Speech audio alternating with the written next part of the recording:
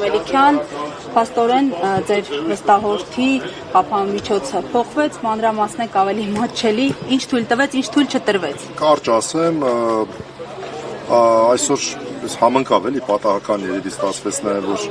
բացակայող վարույթի մասնակից կար եւ մենք բավական երկար ժամանակ կարողացանք քննարկել խափաման միջոցի հարցը իրավաբանական մանրամասներով չծանրաբեռնելով մեր ունկնդիրներին նշեմ որ Արմեն Աշոտյանի նկատմամբ կիրառված կիսատնային կալանքը մենք այդպես ենք անվանում այդ սահմանափակումը որ ինչ որ ժամից մենք այն ժամ պետք է տնից չբացակայել որ վերաքննիչ դատարաններ կիրառել վերացնելով տնային կալանքը քանի որ այն ժամանակ քայլ առաջ էր մենք այսպես առանձնապես դրա մասին շատ չխոսեցինք որովհետև տնային կալանքը փոխվում էր կիսատնային կալանքի բայց այնուհանդերձ այդ հարցը կարից հիշում եմ այն ժամանակ էլ դրա մասին խոսել եւ այլ դեպքերում եւս օրինակ Ստեփանակերտի քաղաքապետի մասով այդ ժամային սահմանափակումների գործիքը նման դեպքերի համար չեն դատարանը շատ ճիշտ դեպք նշեց այո շատ ճիշտ պարզաբանեց որ դա վերաբերում է այն դեպքերին երբ որ օրինակ հանձը մեղադրվում է գիշերային ժամերին շատ ներողություն դեպոշ անելու մեջ գնալ ինչ-որ մեկը խմբել կռիվ անելու մեջ այդպիսի դեպք մենք չունենք եւ անգամ այն դեպքում երբ որ խափաման միջոցի պայմանների նվազեցում էր ինչը իհարկե մեր համար ձեռնտու է այս պայմանը որոշակի հարցեր իհարկե առաջացնում է եւ դատարանի նկատառումների հետ ամբողջությամբ համաձայն ենք այս վերացման հետ կապված այսինքն մեր միջնորդությունը բավարարելու հետ կապված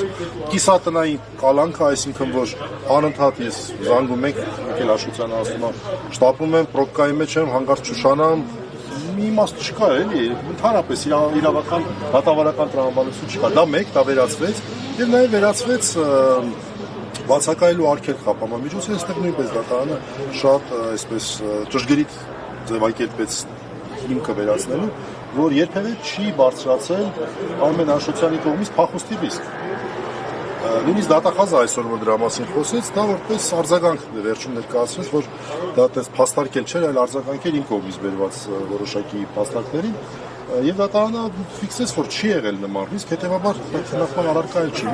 ով կարող է հիմա ինչ որ մեկի մտքով ասում է որ Արմեն Աշոտյանը այդ կարևոր միջազգային համաժողովին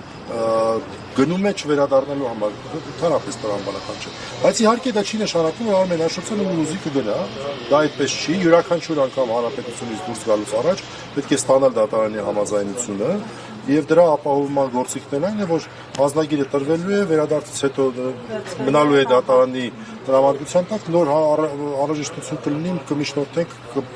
թույլատրի չէ Ամեն դեպքում մեկ քայլ առաջ է Սա մեկ քայլ առաջ է սա գնահատելի որոշում է եւ այսօրվա նիստը համարում ենք արդյունավետ